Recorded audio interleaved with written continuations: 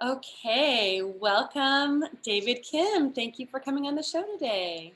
Yes, thank you so much, Sharon. I'm so happy to be here. Great.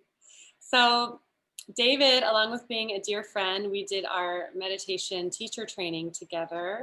So I got to know him very well, and he's just such a dear soul, such a generous, kind person, Mm, and very wise as well. And Los Angeles should be excited because this incredible person with such a huge heart is running for Congress in Los mm, Angeles, which is incredible. We need people like you in politics. So David is he is an immigration attorney, an activist, and a neighborhood board council member.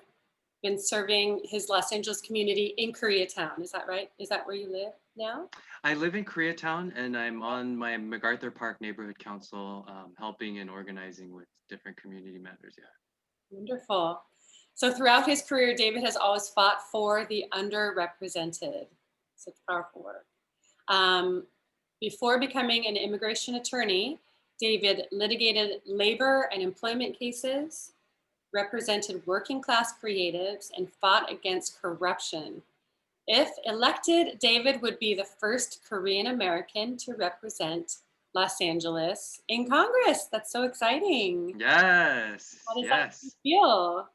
yes. It would be amazing to represent the largest Korean population in the U.S. living here in Los Angeles, and especially having grown up as a Korean American, there are a lot of things I observed growing up in an immigrant family in regards to the lack of knowledge or awareness of resources and where to get them, in terms of the racism or the different circumstances that many members of that community live in. And so, um, although I'm not a strong supporter of race identity politics because I feel like any individual should represent all people, but I do agree that representation, visibility matters. And with that being said, there's I believe the percentage of Asian Americans in the U.S. is 6%. The representation is around 2.5% in terms of the government, and so yeah, it would be meaningful. It would mean a lot, and especially to our generation here. Mm, amazing. Well, thank you for taking that role and stepping up. Yeah. Incredible. Um, I know it's hard to run for Congress. It's a lot of work and a lot of passion and dedication. So, what prompted you to run, other than what you were just saying? Yeah, I pretty much put a pause in my personal career, and my personal career. Not to say that I want to like go cook or bungee jump or whatnot, whatever that career may be, because it's always been focused on an element of social justice. Yeah. But and so I most recently work as an immigration attorney defending respondents in immigration court when they receive their notice to appear to leave the country or help apply for asylum for them. But during my past 10 years in Los Angeles, I've really come to experience personally myself the financial hardship and struggle of working 2 to 3 jobs every day to make ends meet, but never seeing light at the end of the tunnel. But that story wasn't unique to just me.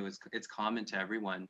And our congressional district here in Los Angeles is one of the poorest congressional districts in the country, and we have 435 congressional districts, and so to say that we're in the bottom 15 says a lot. And so with that in mind, I am putting a pause because our district is financially struggling, suffering. We have over 40,000 brothers and sisters living unhoused in the city, and so we really just need a moral revolution in DC. And I know that sounds very, whoa, cliche, but I really mean it as it is. We need a moral revolution because we have elected officials giving out fake campaign promises, empty campaign promises that they can never fulfill because they're taking money from corporate interests whose best interests are to never provide the things and resources that people need. And so I really think that people from all walks, backgrounds, neighborhoods, communities should be running for office. And so I am representing the mindfulness meditation community, plus the working class, and every community that feels like they've been marginalized or are marginalized and feel underrepresented. So that's why I'm running. Yeah. Wow. That is, I'm absolutely in awe of you, truly, because I mean, we're just before an election and there's so much divisiveness right now. And people just have so many opinions, but they're not actually doing anything about it. And just to see you take action so boldly and unapologetically and just believing in your passions and taking action with them, Yeah. it's Yeah. it's truly inspiring. Yeah. It really is. It really is. Yeah. And Thank. Mm. yes, yes, standing so clearly in your values and actually making them policies and then putting them into action. Yeah. Yeah. No, thank you, Sharon. Yeah, I really feel that yeah, there just needs to be a change if we continue going down the route we're at. Who's to say that we'll not end up like those dystopian movies that come out in Hollywood, which I feel is a reflection of our collective subconscious, in terms of where we're going or could be going. So we need light warriors or healers or what have you, whatever's in your vocabulary to really step up and take the call. And it's really about us taking that first action, whether it be with your own life goals or even your own daily tasks. And I know that a lot of us are experiencing a lot of fatigue, stress, depression related to existentialist depression or anxiety, and I think it's very hard. It's devastating. But I think we also need to know that it's taking that first step that also is life healing, life empowering, life giving, motivating, and so I think when we all do that, imagine how beautiful that is if each and every one of us is doing that. And so I think now the next arena for us to do that is the government. So yeah. honestly, I applaud you. It's just incredible. And I want to do a little brag for my friend David here that Marianne Williamson is advocating for his campaign. So that just shows just how tried and true this man is. Mm. Thank you, Um, Sharon. yeah, that's right. You got my vote, definitely. Oh, um, so I'd love to hear a personal story. We want to get to know you. A time in your life when you had a lot of uncertainty, a lot of anxiety, and how did you navigate that? How did you pull through that in a powerful way? Yeah. I believe in the power of storytelling, hearing other people's stories and connecting because there, even though it might not be a story that perfectly resembles yours, no matter how similar or different it is, there are nuggets there that you can connect with because we're all human. We all come from the same humanity. And so, for those who are listening, yeah, I hope this helps. For me, I came out to my parents. I always knew that I was gay growing up, but having grown up as the son of very conservative first generation immigrant Korean pastors, and for those who are wondering, what does that mean?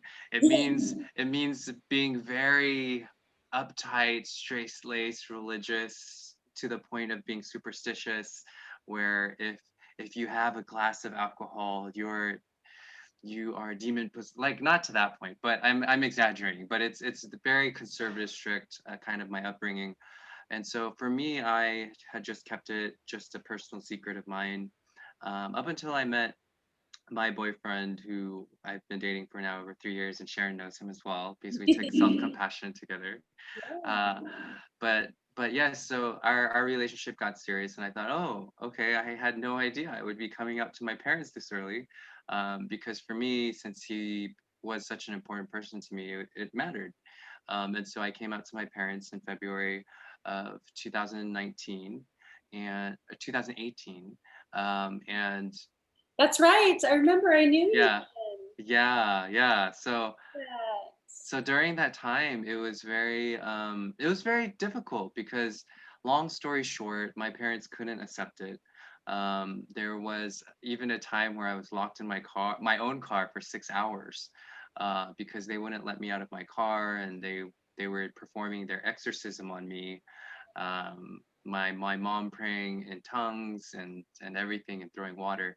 So that was another episode, but fast forwarding, it became so toxic where I ended up not seeing them for 20 months And because they would leave voicemail messages and text messages about how God was going to kill me in 72 hours, or that I had 24 hours left, but then God just told them I was given a 12-hour extension, so to hurry up and pray and convert to be straight. So it was just a lot of mind games, manipulation, and just kind of a lot of old kind of hooks and bonds that just needed to be broken and released. So during those 20 months, it was a very difficult 20 months. I mean, even as an adult, you would think, oh, they're just your parents, just brush it off. But for yeah, for me, it's not something, and especially kind of having been somebody that would always be so like joined to the hip with my parents and talking about everything. I actually found myself waking up every day in this crippling anxiety the moment I woke up, thinking like, oh, am I okay? What do I need to do? Oh, okay, this is my schedule. Immediately reaching for my phone, checking what I had to do, and then thinking, okay, did I tell my boyfriend what to do if my parents suddenly show up on our doorstep? What's going to happen if they bring home movers? Because based on our previous history, they're very capable of coming to my place with movers and packing my stuff, even though I'm 36 years old or 35 at the time. And so for me, it was just that anxiety that continued to build up. And I realized, oh, I have so much hurt, so much trauma, so much undealt emotions and feelings from even my past childhood coming up. And it's not just connected with the relationship and interaction that I'm having now.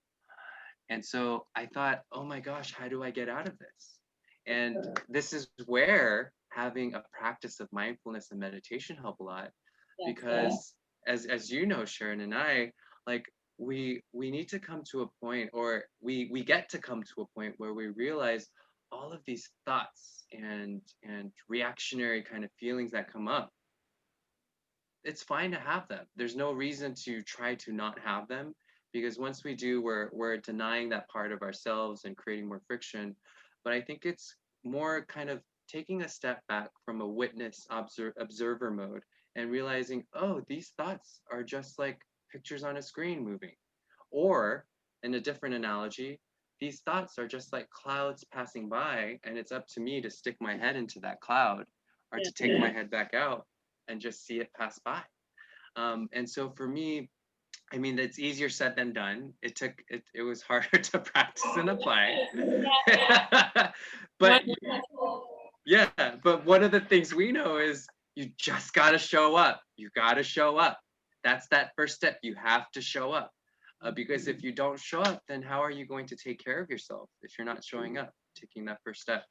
And so it took me a while to get to that state of where I'm sharing with you now, to be honest. But then I realized, oh, it's our thoughts that create the feelings, and the feelings reinforce the thoughts. And if we don't break out of this harsh cycle, we're just going to continue repeating those old stories and thoughts and feelings and reinforcing it. So there needs to come to a point where you have a new thought that resets the cycle and starts that all over again. And so for me, I kind of took it from a scientific way, Sharon, and empathetic and a empathetic way as well, where it was combining the two of realizing, okay, so if I need to break the cycle and have a new thought, let's just start the new thought. But then even getting that new thought is hard. And so I was thinking, okay, all right, I did teacher training with all of my amazing classmates. What do I need? And I realized this is how then I developed my tools with dealing with anxiety, where I realized because we're so in our thoughts sometimes and our whole center of consciousness in there, wherever we put our focus, that focus becomes our reality. And so I thought, okay, so then I need to take that out of the focus. But once we do that with our mind, that focus just becomes stronger instead of us releasing from it. So I thought, okay, how do I do this naturally? And I realized the present moment is how you get out of it. So, so for me, it was about grounding myself in the present moment, which is offering myself fully to myself. So that when I say that, it's taking our thoughts and energy scattered from the past to our present moment, taking our thoughts and fears about the future, because those are all connected to past memories and we're not being present. And so that's where those fears and concerns are coming, but taking that all the way to the present moment and realizing, I'm here with Sharon. There's nothing else I need to do. There's nowhere else I need to go right now. And I'm fine. And it's coming to that stillness and moment where it's, oh, be still. Everything's fine. And so when you come to that moment of the present moment, that's where you're able to then dig into your heart center and realize, oh, I am okay. And then the self-compassion then is, and I know a lot of people kind of say it's so hard to do it. And it is hard because we're just so caught up. But then I think there comes a moment where we just need to ground ourselves out, become the expansive blue sky in the present moment, Yeah. and then start giving ourselves self-compassion. And then once we do that, that's when we're able to really become our true powerful selves. And then our spirit or energy body or whatever you want to call it grows bigger. And so yeah, that's what I've been using. And over time, it took some time, but I it became part of my practice. So I'm giggling because you just like were just so profound the last 10 minutes and then you're like, yeah, that's what I've been doing. Yeah, yeah. Just complete transformation. Yeah. Well, it sounds to me that those 20 months that were so challenging for you were, it actually served as an opportunity, because rather than it taking you down and having you saying like, I'm just never going to talk to you again, parents, I'm out, or, you know, there's all sorts of different things you could have done, right? There's all sorts of things you could have done. Yeah. And instead, you chose, because you love yourself so much and because you knew that you had something to offer in this world, you chose to sit and meditate and work with that anxiety that was coming up. You chose to take these classes and learn, what is this mindful self-compassion? What is that? Oh, how can I brighten and embolden the power that's within me?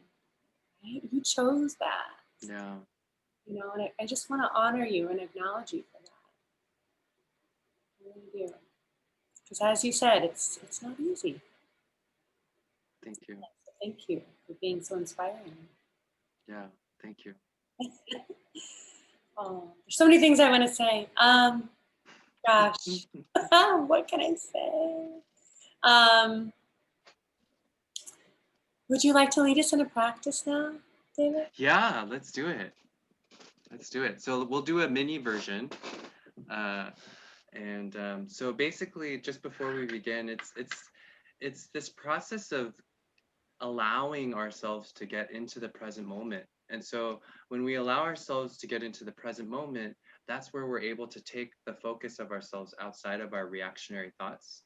And we're able to turn on the other part. I always get the two mixed up, parasympathetic and sympathetic. But I have a trick for you. Oh, okay. This is how you remember. You think, I love pears. So the parasympathetic is the good one. Okay, got it. Yeah. Okay, cool. You love pears. I mean, I love pears. Yeah. Okay, good. Now you won't. Yeah, no, now I won't forget. So in order to get into the present moment easier, there's these things called anchors, and we'll go over what those anchors are. But these anchors then allow us, as we're getting into the present moment, to slowly enter into our parasympathetic state as well, because then we're able to loosen the grip. So imagine like you're just clinging on to something like this. And when we go into the present moment, we're like slowly loosening the grip. And when we're slowly loosening the grip, we get out of that harsh cycle where it's the thoughts and feelings repeating. And then once we do that, we're able to then connect with our heart and then just meditate upon the heart, because the heart, for those who aren't aware, the heart energy, whoa, there's so much energy in the heart and power in the heart that it could light an entire city. I mean, the energy that comes from up here is great, but it only goes kind of, I think, several yards in front. but the heart radius, the heart energy is so powerful. And so when we allow our mind, and I know that different people use mind to mean different things, but when I say mind, I think the thinking brain. So the thinking mind, when we allow our thinking mind to just relax like this, it sort of just naturally just submits or let goes and yields to the heart power. And that's our true selves. And from there, we can begin to give ourselves self-compassion. So, for those who, there's three ways. You can go ahead and lie on the ground and do sort of like a shavasana and get present by tracing the outline of your body slowly from the left foot or right foot all the way up to the top. Or if you're sitting down, find a comfortable space where you can just relax your neck and your shoulders. And if you want to open your eyes, that's fine. Just find a spot in front of you, not with a sharp focus, but just let it just kind of defocus and just sit there. And if you find yourself blinking or thinking about something else, just say, oh, thought, and then just continue looking at that same spot. If you think that looking at something distracts you, can go ahead and close your eyes and just listen for sounds around the room. No need to focus in on one sound. Just listen. And as you listen, whether you're laying down, sitting with your eyes open, or sitting with your eyes closed, just let your shoulders soften, your neck soften, your chin soften, cheeks soften, forehead soften, top of your head.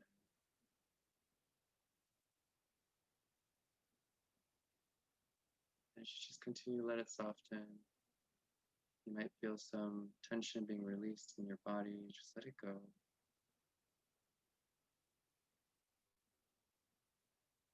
And as you just continue to observe sensations on your skin or the sounds in the room.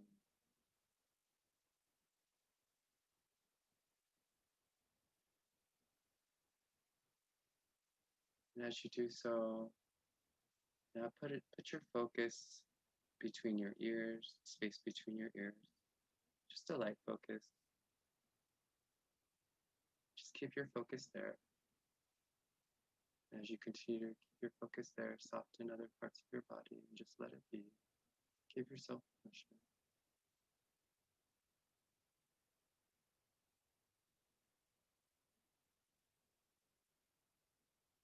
Now bring the focus down to the center of your throat, neck.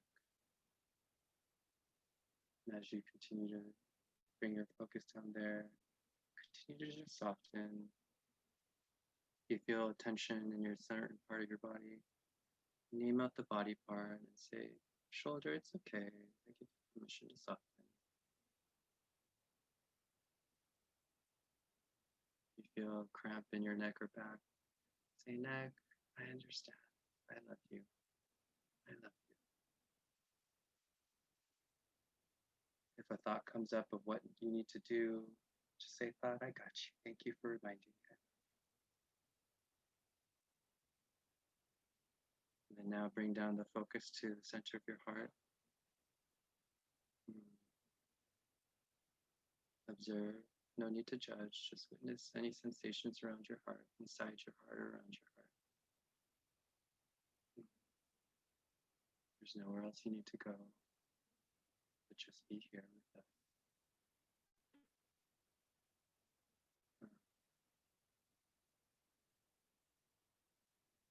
You can go ahead and say to yourself, I am safe here right now. I'm safe here right now. I am enough. I am worthy to have my own time here right now. I'm safe. And as you do that, if you want, you can go ahead and bring your left hand or your right hand or both hands up to your heart. And as you do so, go ahead and soften your shoulder, your neck.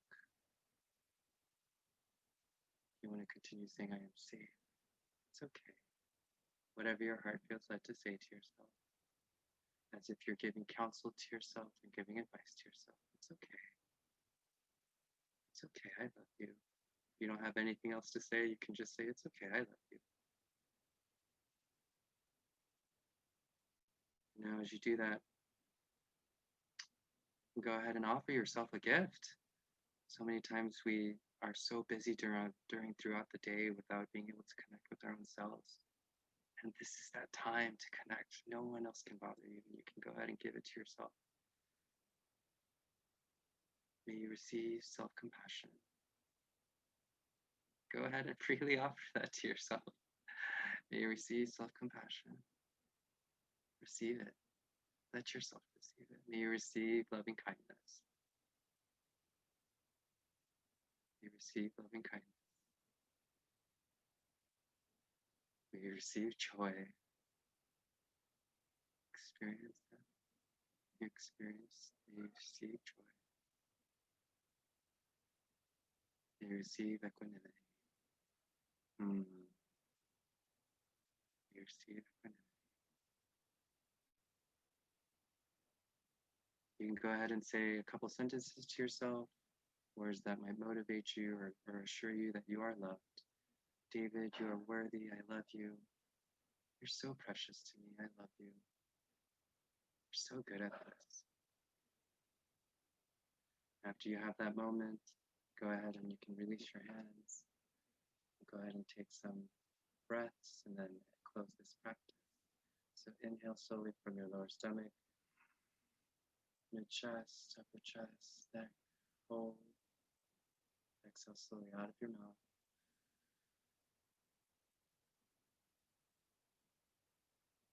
Inhale, lower stomach, mid chest, upper chest, neck, hold. Exhale slowly out of your mouth. And then the last breath at your own pace.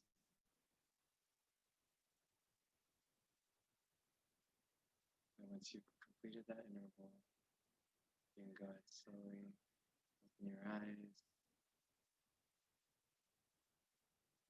look around, in front of you, and all around you. And thank yourself and say, good job, Sharon. Good job, David. Good job, we did it. Yes. That was beautiful. Thank you. Yeah, so that was a mini version. For those of you who have questions about kind of the mechanics or details or variations and questions about that, please feel free to reach out. Oh, and what is your email address? How should they reach you? Yeah, my email is david@davidkim2020.com.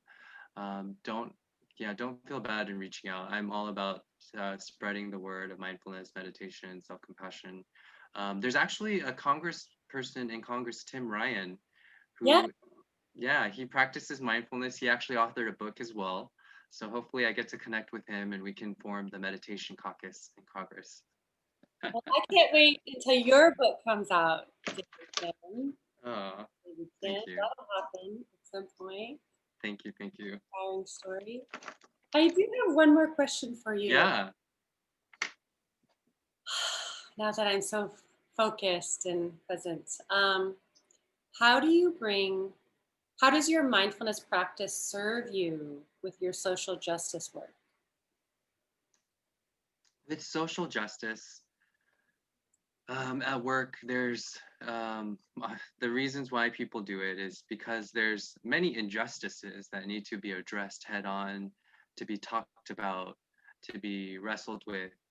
And a lot of the times, the work is very depressing, to be honest, in terms of the realities that we face and how much people are suffering. I don't think suffering is something that anybody can just go ahead and just really talk about without being affected by that.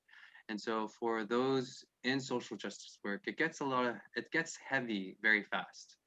And so I think it's very important to realize that because it does get heavy, to understand that our decision making could also be something that's reactionary, that's done when we're in our sympathetic mode. And I remember that because of your thing, in our sympathetic mode and state, and to realize that, oh, if I'm not coming from my own center and power of truth, what kind of influence decision making am I giving or participating and enabling in? So I feel that yeah, mindfulness and meditation is something that can be so grounding, and then also something that's so truth revealing and aligning in the work that you do, because it always keeps you centered into who you are. So beautiful. That's right. Because it is social justice work is so reactionary and triggering that by maintaining your center via your mindfulness work can Yeah, really help you have perspective and make wise choices and wise action. yeah, That's right. yeah, So beautiful. yeah, So for sure. beautiful. I think um, I think mindfulness and social justice work really needs to come together. Maybe you can pioneer that, David. Yeah. Yeah, and I don't know if you remember Angie Room. Yeah, She's working on that intersectionality and with that overlap. So beautiful. she'd be great too. Yeah. Yeah, we So have a yes, thank you. speakers. Absolutely. Got it. David, thank you so much. I just want to sing your praises once again. If you want to keep in touch with David, go to davidkim2020.com and good luck with your campaign. I already can see just a landslide is happening. It's already happened, and you're going to make such an incredible difference in Los Angeles, in the country, and in the world. You already have, Thank you, Sharon. just by being who you are. So powerful. So powerful. Oh, Thank you. welcome. Thank you. All right. Bye bye.